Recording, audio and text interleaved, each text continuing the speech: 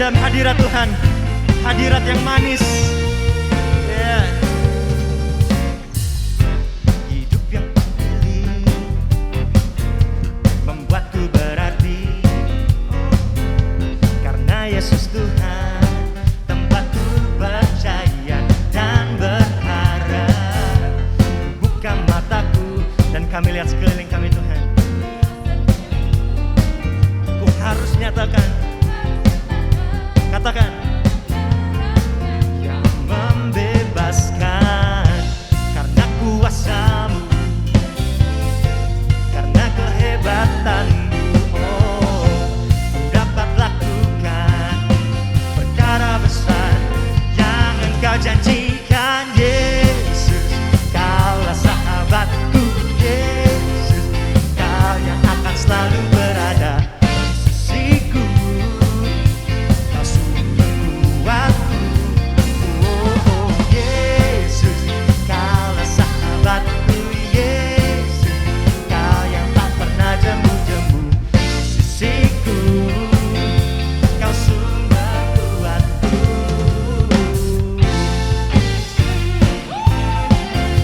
Katakan haleluya. Amen. Sama-sama kita nyanyikan dari awal. Let's go. Hidup yang kupilih, Kau membuat hidup kami berarti Tuhan. Karena Yesus Tuhan tempatku percaya dan berharap. Buka mataku, lihat sekelilingku. Harus nyatakan kebenarannya yang membebaskan, karena kuasa-Mu dan karena kehebatanmu Tuhan.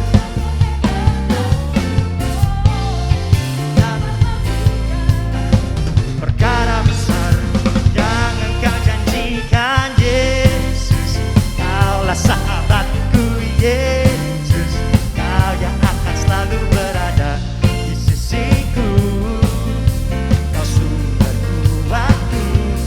Oh, Yesus, Kaulah sahabatku. Yesus, Kau yang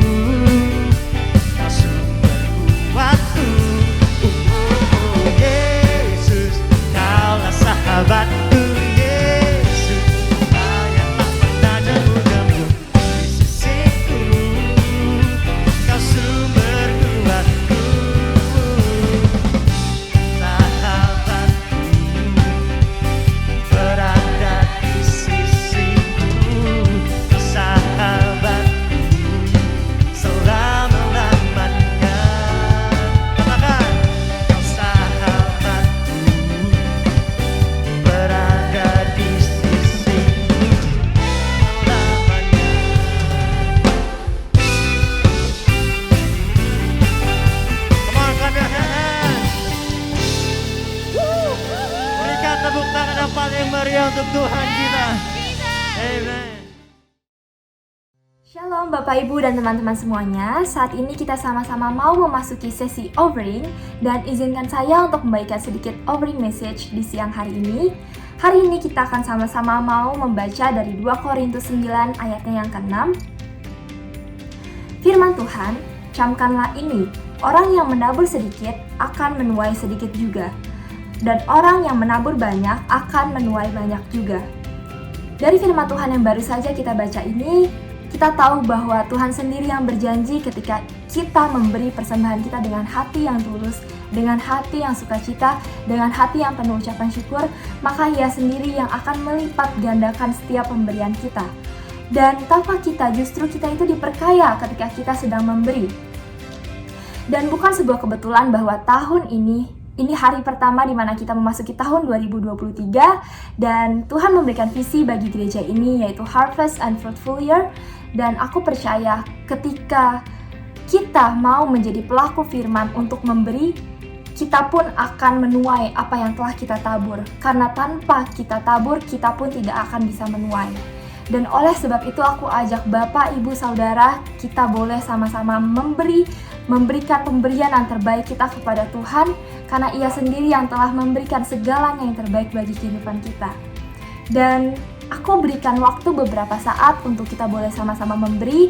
Ada 2 rekening yang bisa kita transfer, yaitu yang pertama ada rekening operasionalisasi gereja dengan buntut 242, dan yang kedua yaitu ada rekening pembangunan gereja dengan buntut 777. Selamat memberi, Tuhan Yesus memberkati.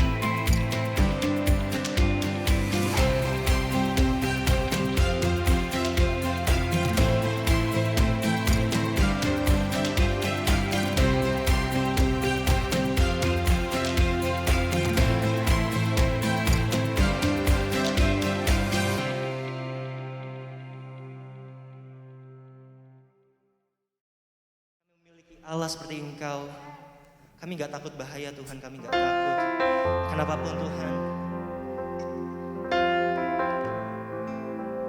Come on church, sing your own song to Jesus. Sama-sama kita katakan, kami akan aman Tuhan di dalam Engkau Tuhan. Engkau memegang kendali Tuhan. Engkau adalah kodanya Tuhan. Kami berikan semua kehidupan kami Tuhan.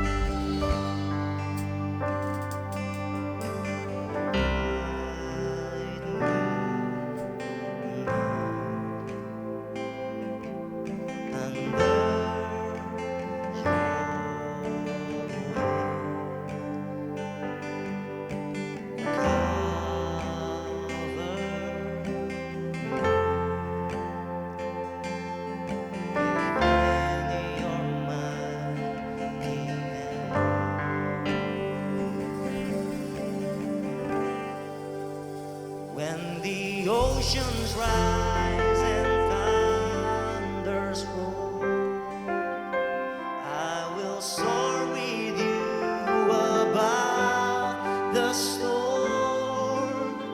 Father, you are king over the flood.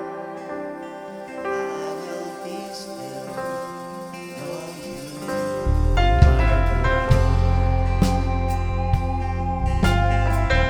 God.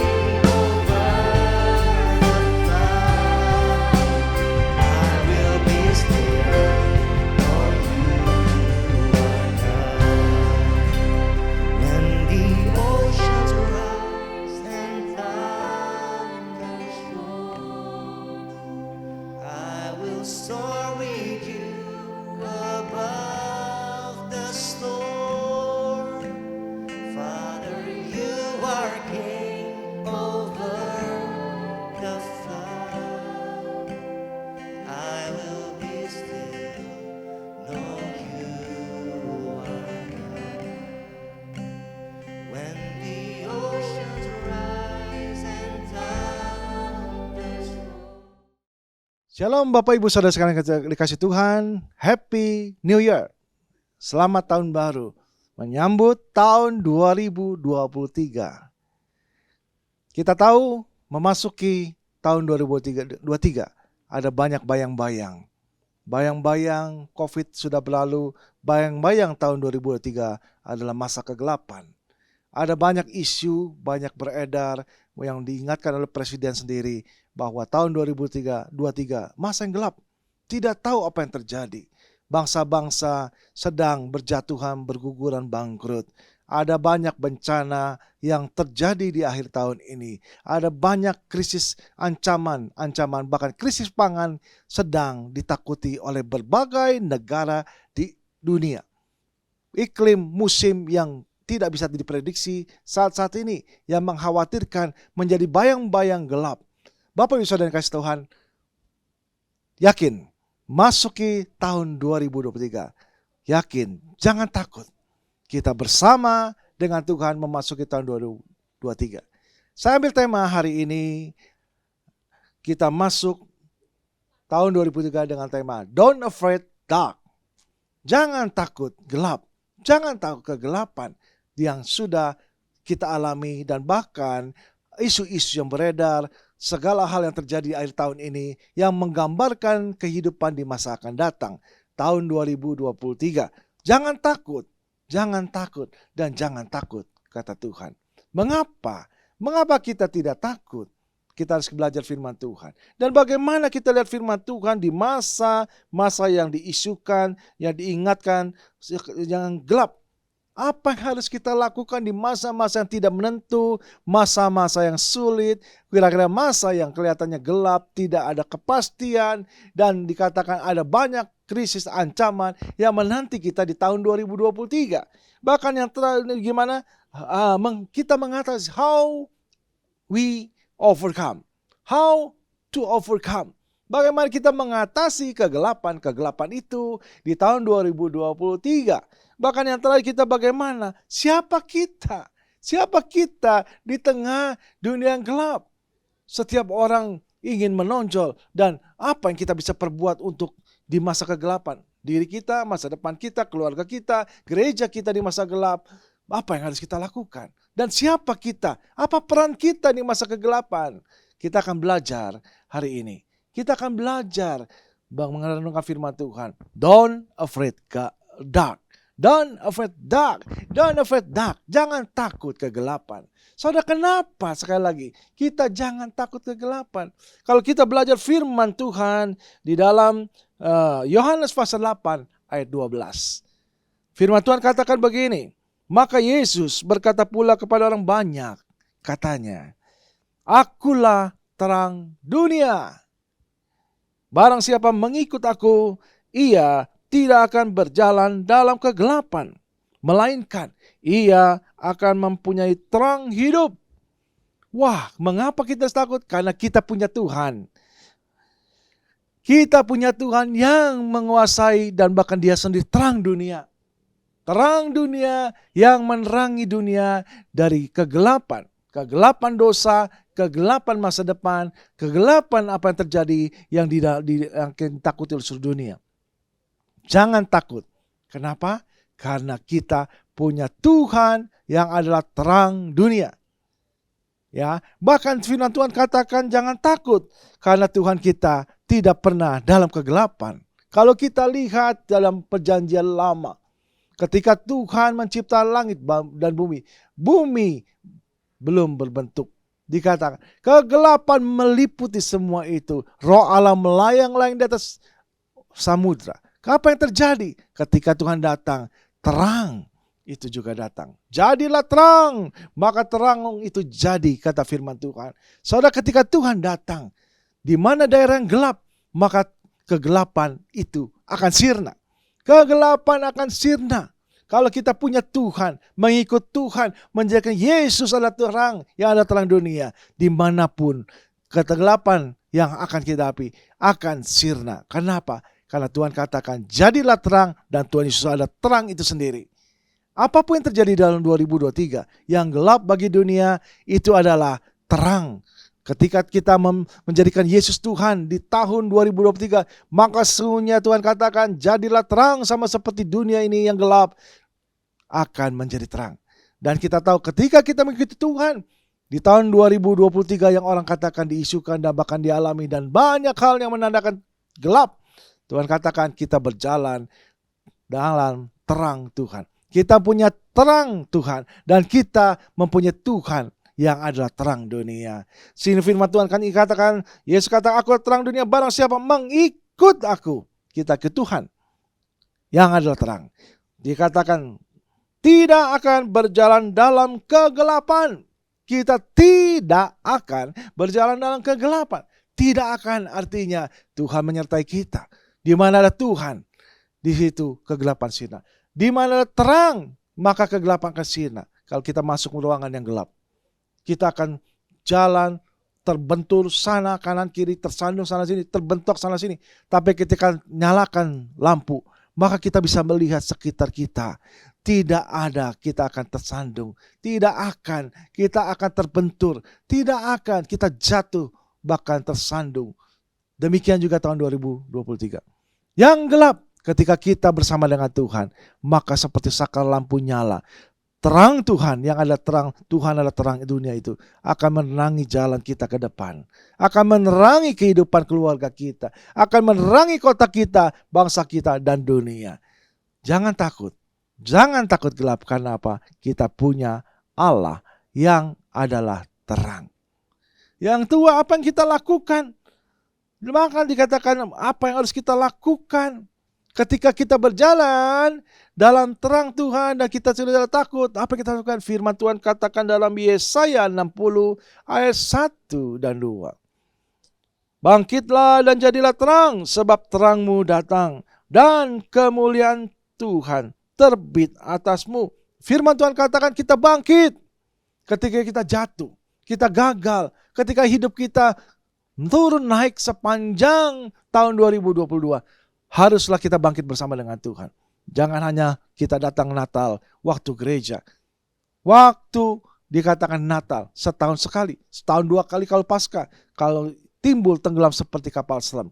Karena ketika kita tenggelam, di situ kegelapan. Ketika kita mundur dari Tuhan, kita jauh dari Tuhan, maka kegelapan itu akan menguasai kita. Tapi kita terus firman Tuhan kata bangkit, jangan tidur, bangkit, jangan kita tenggelam dalam kegelapan, dalam kemalasan, kehidupan dosa, bangkit dari kehidupan yang hanya mengandalkan diri sendiri, kekuatan diri sendiri, maka kita dalam gelap, tenggelam dalam gelap. Firman Tuhan kata bangkit dan dikatakan jadilah terang. Bangkit ikut Tuhan, bangkit terus maju dalam hadirat Tuhan, bangkit terus dalam kehidupan kita, tinggalkan dosa kita, hidup dalam terang bukan dalam kegelapan dulu dosa. Hidup dalam terang firman Tuhan, hidup dalam kehendak Tuhan, hidup dalam rancangan Tuhan, hidup dalam apa yang Tuhan jalan. Ketika Tuhan berjalan, kita ikut Tuhan, di situ ada terang. Tapi ketika kita tidak ikut Tuhan, maka kegelapan akan langsung otomatis menaung kita. Kemana Tuhan pergi, kita ikut. Kemana Tuhan suruh, kita ikut. Kemana pun apapun yang Tuhan ingin lakukan, kita lakukan. Jangan kehendak kita, tapi kehendak Tuhan. Berjalan mengikut Tuhan, bukan mengikut orang.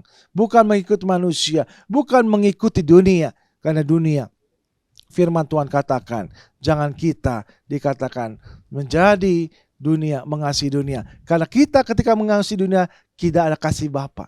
Karena di dunia hanya keinginan daging, keinginan mata, keangkuhan hidup.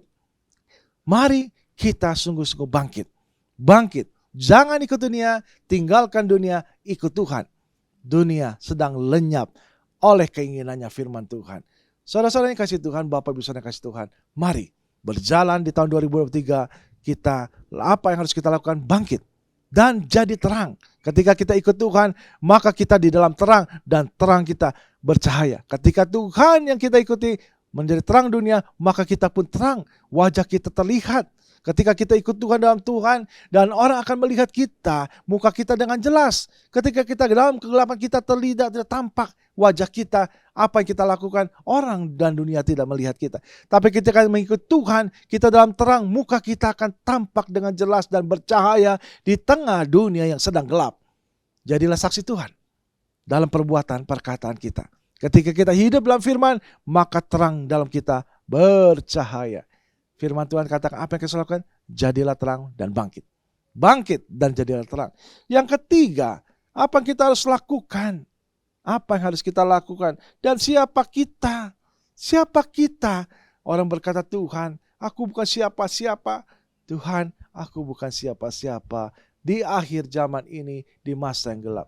Dengar firman Tuhan, siapa kita? Status kita bukan ditentukan oleh orang. Bukan ditentukan oleh dunia. Kenapa? Sekarang banyak orang mencari status melalui media. Betapa banyak orang posting. Membuat konten. Supaya apa? Orang melihat siapa kita, status kita, melihat siapa kita, review kita banyak atau tidak. Kita akan dibanggakan, dan bahkan dipuji orang ketika review kita, viewer kita banyak, dan bahkan kehidupan kita sesungguhnya dilihat orang. Ketika kita posting sesuatu, ketika viewernya kita menjadi rendah, jati diri kita rendah. Karena apa? Kita mengikuti untuk dunia. Jangan ikut dunia, jangan cari status saudara di hadapan dunia. Jangan dikatakan saudara menyerahkan hidup saudara, jati diri saudara terhadap dunia dengan apa yang kita lakukan. Bukan dengan apa yang kita lakukan, tapi status kita di mata Tuhan. Status kita di mata Tuhan, siapakah kita? Firman Tuhan katakan di dalam firman Tuhan, kamu adalah garam dunia. Jika garam itu menjadi tawar, dengan apakah ia diasinkan? Tidak adalah gunanya selain dibuang, diinjak orang. Kamu adalah terang dunia. Kota yang terletak di atas gunung tidak mungkin tersembunyi. Lagi pula orang tidak menyalakan pelita dan meletakkan di bawah gantang, melainkan di atas kaki dian, sehingga menerangi semua orang dalam rumah itu. Demikianlah, hendaklah terangmu bercahaya di depan orang, supaya mereka melihat perbuatanmu yang baik dan memuliakan Bapamu di surga. Firman Tuhan dalam Matius 5 ayat 13-16. Siapa kita? Kita adalah garam dan terang dunia. Garam adalah fungsi yang memberi rasa. Siapa kita? Kita harus yang memberi rasa. Kehadiran kita harus memberi rasa kepada orang-orang di sekitar kita. Memberi rasa nyaman, memberi rasa sejuk, memberi rasa enak. Ketika masakan tanpa garam menjadi hambar, tidak enak. Enak-enak makanan tidak ada garam, hambar dan tidak enak. Ketika ada garam, maka menjadi gurih, nikmat. Saudara tahukah? Di mata Tuhan, kita adalah garam dunia. Yang memberi rasa aman, rasa enak kepada sekitar kita, rasa nyaman di sekitar. Jangan sebaliknya, ketika kita datang menjadi troublemaker.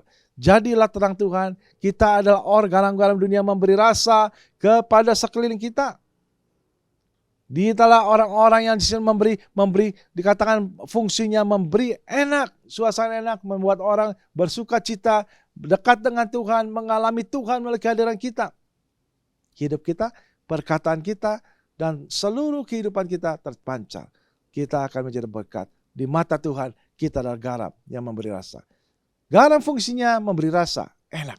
Garam juga berfungsi untuk mengawetkan. Saudara, barang-barang, ikan-ikan yang baru tangkap dari laut diberi garam. Supaya apa? Supaya tidak cepat busuk. Saudara, fungsi kita di mata Tuhan, kita adalah garam yang mengawetkan.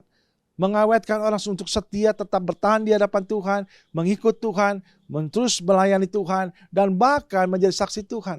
Tahun ini kita mempunyai visi The Year of the Fruitful, and dikatakan The Great Harvest. Kita mau tahun yang lalu 2022 leader to be discipleship and fruitful.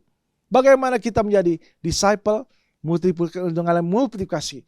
Saudara, apakah kita akan stop di leadership dan multiplication?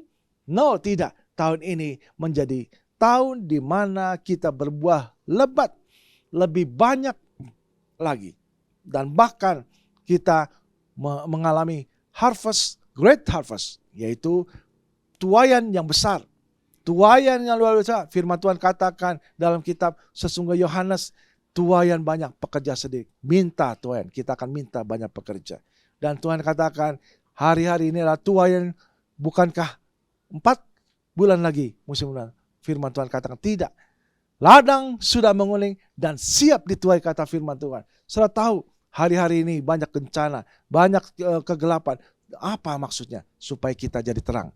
Akan banyak orang bertobat di tahun ini. Siapkah Anda menjadi garam dan terang yang menerangi kegelapan dosa, dunia yang gelap, orang-orang yang terbelenggu dosa di sekitar kita, di rumah kita, keluarga kita, teman-teman, saudara kita, bahkan di kampus, di sekolah, di kantor, dimanapun kita berada.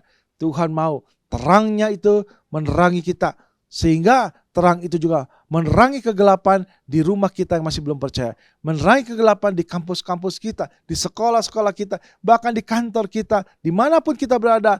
Kita membawa terang, kita memberi rasa, mengawetkan sekitar kita. Jadilah garam. Kamu adalah garam dunia, kata Tuhan. Kamu adalah terang dunia. Terang yang tidak dikatakan lampu ditaruh di bawah gantang, tapi di atas kaki Dian. Kita adalah terang dunia. Jangan kita malu. Jangan simpan terang itu. Jangan kita malu menjadi orang Kristen, tapi sebaliknya beritakan firman Tuhan. Beritakan kesaksian hidupmu bertemu dengan Tuhan kepada keluargamu, teman-temanmu, sekolahmu, di kampusmu, bahkan di kantormu. Ada banyak mereka yang putus asa, banyak mereka dikatakan terjerat, terbelenggu dosa. Mari jadilah terang. Kita adalah garam dunia dan terang dunia. Firman Tuhan katakan dengan jelas bahwa sesungguhnya di tengah kegelapan, di tengah masa yang gelap, the dark age, yang sudah terjadi dikatakan sebelum perjanjian baru, perjanjian lama, di akhir perjanjian lama, kitab Melaki kepada kitab Matius, itu ada 400 tahun masa gelap. Di mana gelap bukan berarti tidak ada lampu, tidak ada terang, tidak ada matahari. Tetapi secara rohani, bahwa sesungguhnya tidak ada firman Tuhan yang disampaikan. Tidak ada nabi-nabi yang muncul 400 tahun masa yang gelap. Saudara, kita akan masuki masa yang gelap. Masa yang orang katakan gelap di tahun 2003. Ini artinya saatnya kita akan menjadi terang dunia seperti the dark age 400 tahun sebelum masa perjanjian baru. Datanglah Yohanes Pembaptis yang membawa kabar, bertobatlah, sebab kerajaan Allah sudah dekat. Dan Yohanes Pembaptis memperkenalkan Tuhan Yesus, yang adalah terang dunia itu yang datang ke dalam dunia, yang menjadi juru selamat menebus dosa, dan bahkan menjadikan dunia boleh diselamatkan, boleh sungguh-sungguh menjadi terang. Tugas kita di masa kegelapan yang sekarang adalah mempersiapkan fase berikut, masa kedatangan Tuhan Yesus. Bukan yang pertama, sudah. Tapi yang kedua, ketika dia akan datang kembali sebagai Tuhan dan Raja, dia akan menghakimi dunia. Ini saatnya kita berseru seperti Yohanes Pembaptis, melebarkan, menggelarkan karpet merah supaya kita apa? Kita menjadi terang, mempersiapkan supaya manusia bertobat, sebab kerajaan Allah sudah dekat. Bertobatlah, berita itu disampaikan kepada keluarga kita. Bertobatlah, disampaikan kepada teman-teman kita. Bertobatlah, disampaikan kepada teman-teman di kantor kita. Inilah tugas kita, karena kedatangan Tuhan semakin dekat. Tanda-tanda zaman sudah munculan. Jangan takut gelap, jadilah terang. Dan jadilah berkat di masa-masa yang sulit dan masa yang gelap ini. Karena Tuhan akan bercahaya. Tuhan akan menyinari dunia, akan menerangi dunia. Maukah kita bersama-sama Tuhan menerangi dunia yang penuh dengan gelap, penuh dengan dosa, yang penuh dengan tidak ketahuan, tidak tahuan, dan masa-masa yang sulit. Bersama Tuhan kita bisa. Jadi firman Tuhan katakan jangan takut gelap. Jangan takut gelap. Kenapa? Karena kita punya Tuhan yang adalah terang dunia. Sehingga ketika kita ikut Dia, sehingga kita bersama dengan Dia, ketika kita mengikuti apa yang Tuhan suruh dan berjalan sesuai dengan arah Tuhan, maka kita berjalan terus dalam terang. Jalan-jalan yang tempuh bersama dengan Tuhan adalah jalan yang terang. Jalan-jalan yang ditempuh adalah jalan yang penuh dengan terang, bukan dengan kegelapan. Pada waktu saya masih remaja, saya naik gunung di Megamendung. Gunung itu sangat gelap dan jalan setapak yang tidak terlihat. Bayangkan bagaimana caranya. Jarak pandang hanya sekitar 1 meter. dan 2 meter. Apa yang terjadi? Saya harus pakai senter. Menyenter setiap langkah di depan. Saya hanya bisa mengikuti, menerobos kegelapan itu sehingga saya sampai ke perkemahan dengan cara terang yang saya senterkan ke tanah. Tapak demi tapak, setapak demi setapak, akhirnya sampailah ke perkemahan. Di dalam gelap, Tuhan kita mau, Tuhan kita terang dunia. Yang akan menerangi jalan-jalan depan kita. Jangan khawatir, karena Dia Tuhan adalah yang terang dunia. Bukannya bisa menerangi setapak demi setapak, tapi seluruh dunia. Mulai dari keluarga kita menjadi terang yang gelap. Mulai dari teman-teman sekolah kita ketika kita datang menjadi terang. Jangan takut. Kita adalah terang dunia. Sorry. Baik Bapak Ibu Saudara kasih Tuhan, mari kita berdoa. Tuhan, kami sudah dengar firman. Jangan takut, karena Tuhan adalah terang dunia. Kami mau percaya Tuhan. Kami mau jadikan Kau Tuhan dalam hidup kami, juru selamat hidup kami. Kami mau sungguh-sungguh Tuhan bangkit dan jadi terang. Meninggalkan tahun 2022. Meninggal dosa, kekhawatiran, ketakutan. Dan kami mau Tuhan mempunyai status yang jelas di tahun 2003 bahwa kami garam dan terang dunia. Memberi rasa, mengawetkan, bahkan menerangi sekeliling kami. Terima kasih. Berkat Tuhan turun, setiap Bapak Ibu Saudara menjadi terang, berjalan bersama Tuhan dengan berani, dengan beriman. Haleluya. Amin. Selamat tahun baru, Tuhan berkati.